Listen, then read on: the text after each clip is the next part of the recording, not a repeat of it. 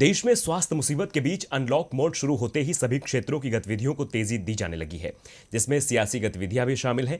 इसी के चलते अब संसद के मानसून सत्र के आगाज को लेकर भी हलचल तेज हो गई है, जिसे लेकर अब संसदीय कार्य मंत्री प्रहलाद जोशी ने भी बड़ा बयान दिया है। तो संसद के मानसून सत्र को शुरू करने की क्या है तैयारी, इस रिपोर्ट के जरिए देखिए। जब देश में स्वास्थ्य मुसीबत ने दस्तक दी तो मार्च में संसद के बजट सत्र के दूसरे चरण को बीच में ही स्थगित कर दिया गया था, क्योंकि पूरे देश में पूर्णबंदी लागू कर दी गई थी। लेकिन अब देश में अनलॉक मोड का दूसरा चरण शुरू हो चुका है, लिहाजा हर क्षेत्र में काम को तेजी दी जाने लगी है। इसी कड़ी में अब संसद के मानसून सत्र के आगाज की सुगबुगाहट तेज हो रही है। भले ही स्वास्थ्य मुसीबत का प्रभाव संसद के मानसून सत्र पर भी पड़ा है, लेकिन सरकार की तरफ से पूरी तैयारी की जा रही है कि सत्र का आयोजन सफलतापूर्वक किया जाए। माना जा रहा है कि संसद का मानसून सत्र जल्द ही आयोजित किया जाएगा।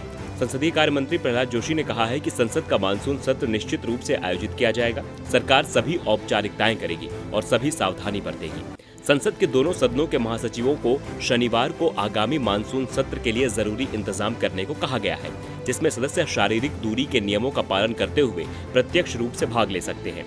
सूत्रों ने बताया कि लोकसभा और राज्यसभा के शीर्ष अधिकारियों को सूचित कर दिया गया है कि दोनों सदनों की बैठक उनके संबंधित चैम्बरों में ही संचालित होने की संभावना है। लोकसभा अध्यक्ष ओम बिरला और राज्यसभा के सभापति एम वेंकैया नायडू ने स्वास्थ्य मुसीबत के मद्देनजर सत्र आयोजित करने के संबंध में विचार विमर्श किया। सूत्रों ने बताया कि इस तरह के विकल्पों पर भी विचार किया जा रहा है कि दोनों सदनों की बैठक एक साथ चल सके, अलग अलग दिन नहीं, जैसा कि पहले दावा किया जा रहा था। सूत्रों के अनुसार संसद के बैठने की व्यवस्था संसद परिसर में विभिन्न स्थानों पर की जाएगी। ऐसे में देखना होगा कि कब तक मानसून सत्र का आगाज होता है और इसमें क्या कुछ खास देखने को मिलता है। डीबी लाइव की रिपोर्ट।